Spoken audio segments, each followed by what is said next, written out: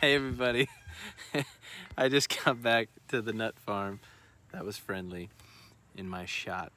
And I'm enjoying this beautiful extra hour of daylight on a 75-degree early spring day. And just about to do chores, but I was pondering kind of the fragility of life and our fragile, precarious way of life as Americans in the Western world. Many of us take for granted, I think, the infrastructure and that it'll stay constant. And I've been discussing this for years with people who've been with me overseas to third world countries, people closest with me, about the firm expectation that we're likely headed into a season, if not for years, of trial and systemic breakdown. And when people and countries and institutions are squeezed, great things can happen, but also it tends to bring out some of the worst in our nature. And Mother Nature has a way of humbling all of us and reminding me how inevitable the cycle of loss and rebirth is to the very fabric of our existence. We learn it every day out here at the farm. So I just wanted to share that with you. Whatever you're going through, I encourage you not to feel alone, not to feel fearful in that fact. I'm convinced that some of us will not make it through this season of biological testing. It's a test. It's not because some of us are righteous or deserving or somehow lacking faith or certain disciplines. No, none of that. This is a test of our humanity in its natural state. It's the natural order of things. And we can do what we can do to be prepared, but it's like a tsunami tidal wave that's inevitable.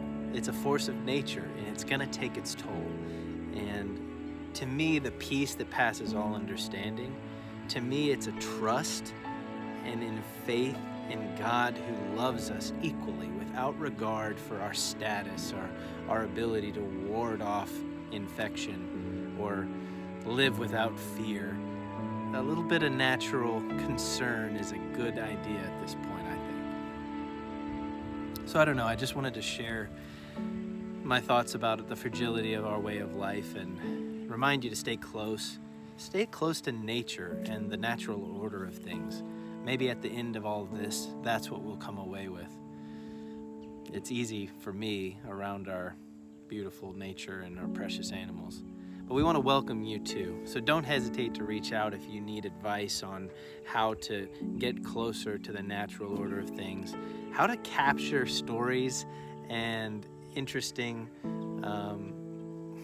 memories with your loved ones. I have a particular interest in profiling people and causes that you care about through video, and I'd love to share that with you and help you capture the stories of your loved ones, whether or not they're in jeopardy of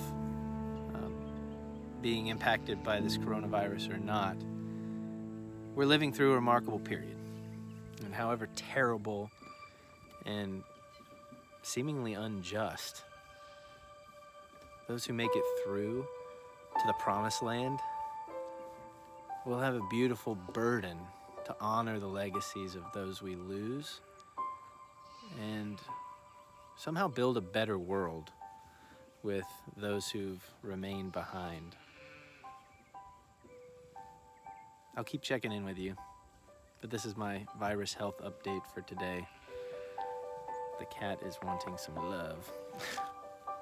Stay in touch. Stay healthy. Peace.